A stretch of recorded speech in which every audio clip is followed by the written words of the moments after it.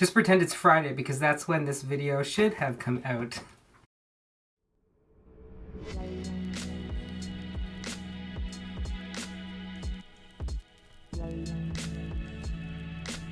Okay, so I know that I said I would upload videos every Friday, but this past Friday I tried something a little different that didn't exactly work out. I wanted to get into vlogging in preparation for a trip that I'm taking in the summer to England, where I want to do vlogs like every day for you guys. But unfortunately I don't have a vlogging camera, and I suppose it could have been done on my big Canon 7D, but it was kind of clunky to carry around and I wanted something smaller that I could just get some like simple footage with. So instead I thought I would use this. It's a GoPro Hero 3 and it's actually my dad's. He's had it for a few years and I've never really learned how to use it. So I finally got around to figuring it out and thought that I would do some video vlogging with it. But I kind of found it to be incredibly difficult to use. I'm really used to there being a screen on the back, and there is no screen on the back of this, it's just a battery pack. So it was kind of a learning curve to try to figure out how I was getting the footage and if I was getting everything in frame. I ended up using the app which comes with it that you get on your phone, which has a screen where you can see what's going on through the lens. But the app was really glitchy and half of the time the screen didn't even work. So I just kind of freehanded it and prayed that I was getting the right footage.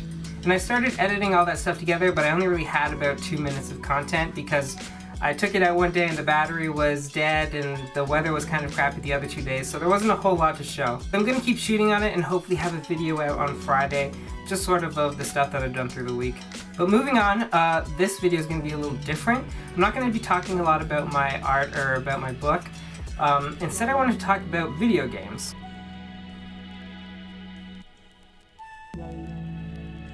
I grew up in the 90s, which means I grew up with Nintendo 64. It was the first console system that I had as a kid, and because of that I played a lot of games like Mario Brothers, here we go! Zelda,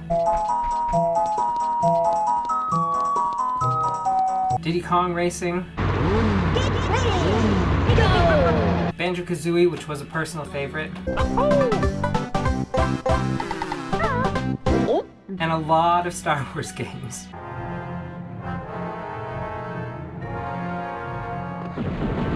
After that I kind of skipped over the GameCube, and then eventually my sisters and me got a Wii and an Xbox 360 for Christmas one year. And while I continued to play a lot of Mario and Zelda games on the Wii, I never really got into the Xbox.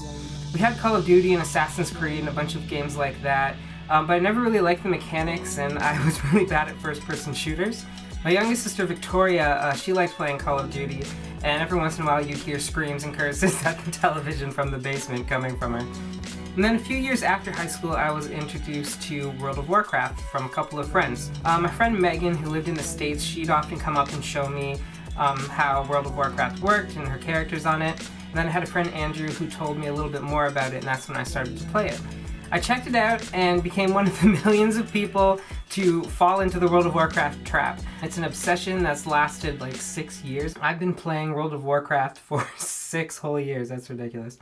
And it's weird because I've had the same main character that entire time. It's a blood elf named Endris, he's a hunter.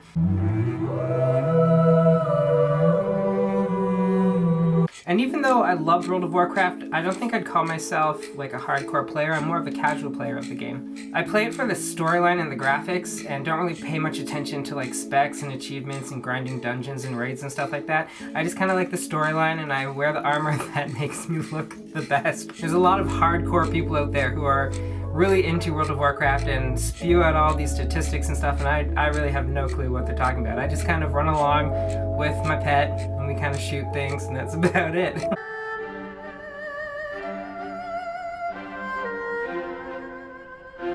Now fast forward to this past Christmas, one of the presents that we got was an Xbox One, and it was something that I knew nothing about. We wanted one so that we could play Star Wars Battlefront. As I've said in other videos, I used to be obsessed with Star Wars. I really loved it and the game looked really good and we wanted to check it out. Like the graphics for this game looked so good, it's like you're almost in the Star Wars universe and it's real.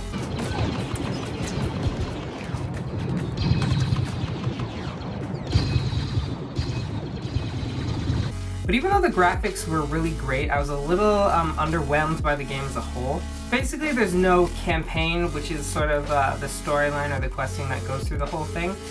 And that was something that really kind of disappointed me because I love the campaigns in games, and that's sort of the reason why I liked games like Zelda or Banjo-Kazooie, because it had this strong storyline. And I really would have enjoyed playing a campaign rather than being massacred by random 10-year-olds in the online play.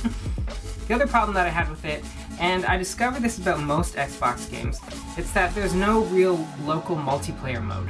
And that's where you play with someone who's sitting beside you in the same room as you. And I didn't really realize this growing up on Wii, but a lot of Xbox games don't let you play with someone on the same couch as you. Usually if you want to play with friends, they have to have their own Xbox and their own game and their own headset and be sitting in their own room away from you, and then you just kind of play online with each other. And that's not really how I like to play video games. I like to have the people in the room with me, playing along with me.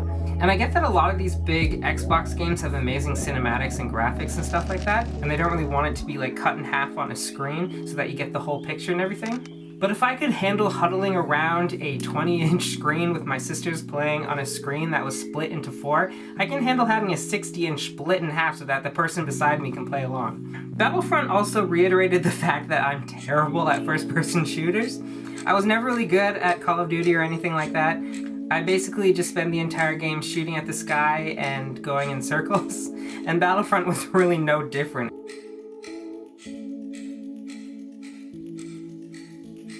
Anyway, me, knowing nothing about Xbox games or what games are good to play, I found myself standing in the aisles at Walmart or EB Games or Superstore looking at all of the Xbox games, just kind of pretending like I know what I'm looking at until I casually walk away because I have no idea what I'm looking at.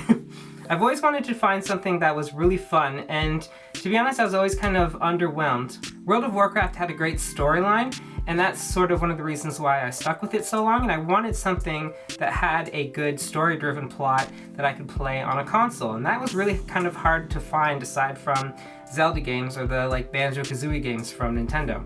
But last week, as I was looking at these games, I thought, I'm gonna get one of these and I'm gonna try it out, and I'm gonna see if it's any good, and take this leap into the Xbox world, I guess. And I heard that the game The Witcher 3 was really good, so I was actually looking for that one, but everywhere I went, they didn't have it.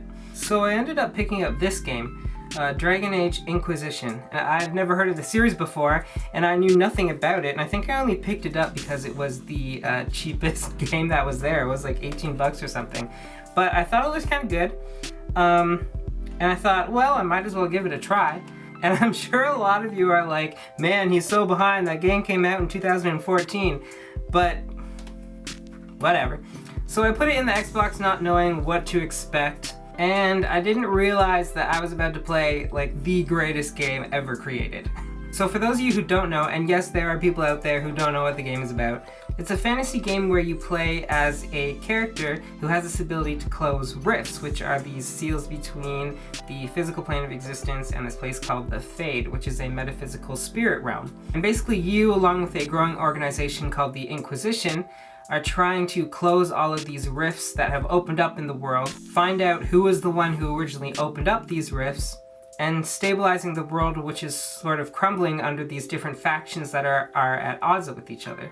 And along the way, you gain companion characters who can join your party and travel along with you. And together you form a little band with 3 other companions of your choosing, and you can even control them as your playable character as you make your way through the storyline. The game itself has won numerous awards and was critically acclaimed upon its release, and I can totally understand why. The storyline is so intricate, and there's so much to do in the world, and its characters and the character development is so good that it could almost be like a movie. It's better than half of the movies that I've seen. I've only really been playing it for the last few days, but I'm already really invested in the characters. And I really love the ability that you have to kind of build relationships with these different characters. Now the graphics are kind of weird because while the landscape and everything looks really amazing and it's so intricate and detailed, the characters themselves are a little off, I would say. It's almost like the art team saved the facial emotions and the hair texture to the very end, and we're so exhausted and we're just like, well, this will do.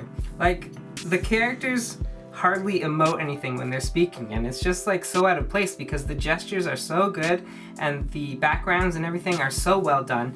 But it is BioWare, and I know BioWare kind of has this thing where their facial expressions and emotes aren't like as good as other companies, I guess. But the graphics and lack of emotes don't really matter because the story and how the characters are developed is so well done. This game also lets you play it as naturally as if you were in the game itself.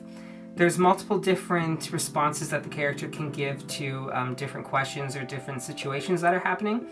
And each answer that you give kind of reflects the approval rating of the different companions.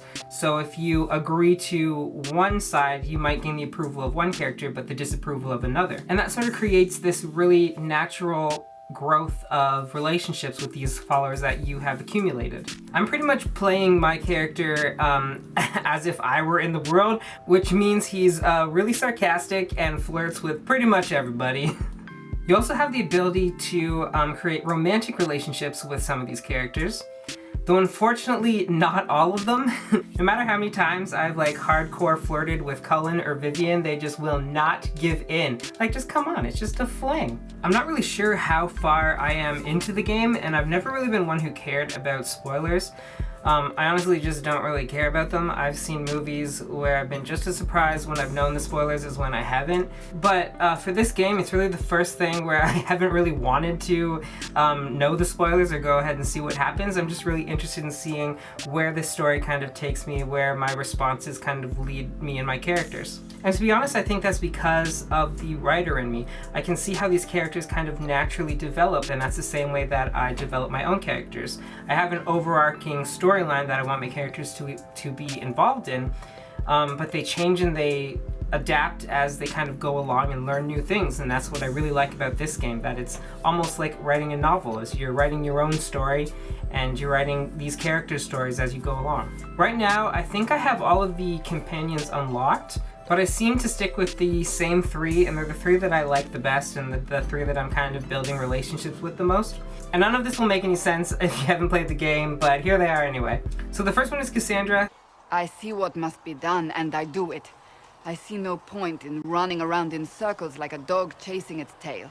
Who is the first companion that you get in the game. She's a warrior, she's sort of like the tank, and I hated her for a long time. She was so annoying, she was rude, she was just really brash. And then slowly, like after a while, we started talking more and I got to know her a little better, and she's like a constant companion now. We're just really good friends. And this sounds so weird hearing me talk about this, like talking about these characters like I actually know them, but you get so attached to them that they kind of become real almost in a way. I also keep Vivian around with me. Aren't you charming? It's professional, of course. Who's a mage, and I really like her character because her personality is really flirty, and it's sort of like how I am in real life. And she has this really kind of subtle darkness to her, which is really interesting, and I want to see how that plays out. The last companion that I keep with me is actually one of my newest companions, and it's Dorian. Dorian of House Parvis, most recently of Minrathous. How do you do? And he's another mage. And he's very flirtatious and sarcastic, which is probably why I keep him around, because he's basically just like me. And he's really cool, and he has the best outfit out of anyone. From the sort of video games that I've played in the past, it's kind of a theme that I like more storyline-driven games than more combat-driven games. But this one has a really good balance of both, and I would say the storyline almost drives the combat forward. In a lot of games, like in Star Wars Battlefront, it feels like you're just doing mindless action all day long. That's all you're ever doing, and there's no really meat to the story. And in this one, there's definitely that meaty storyline that's underneath everything. I would definitely recommend it if you haven't played it, but especially if you like fantasy stuff. You know, my video game history is really limited. I haven't played a lot of stuff other than like the big names in Nintendo, but this one has really broadened my horizon and made me wonder what other games are out there that are like this, that are really good and really fantasy driven. I just really like this game, and I wanted to talk about it because I can. And yeah, that's about it for this week. Hopefully on Friday I'll have a video blog up. I'm gonna shoot some more stuff this week and compile it all together for a video on Friday. And if I finish my painting on time, there will be a video on Friday about one of my main characters from my book, A Chronicle of Crowns. I'm just having some issues with painting because I hate it so much. It's so frustrating, and I would rather just draw it on Photoshop is where I'm at with it right now. I'm also going to be at the Toronto Comic Con on Saturday. I'm going to be taking the GoPro with me there also, so look forward to a video about that. And speaking of A Chronicle of Crowns, make sure to head over to Amazon and get your hands on a copy. The prelude of it should be up for free now. Book 2 and Prelude 2 will be out in a little bit. I have a couple changes to make to the story because I split the big book into 2, so I have like some introductions and stuff to work on. But it should be up in a little while. I'll let you guys know. And make sure to head over to lulu.com and get your hands on Transcendence, which was my first photography and poetry book. And as always, you can check out my social media links. I will post them below and you can keep in touch with me. And yeah, that's about it. See y'all next time. This hair is getting ridiculous. I need a haircut.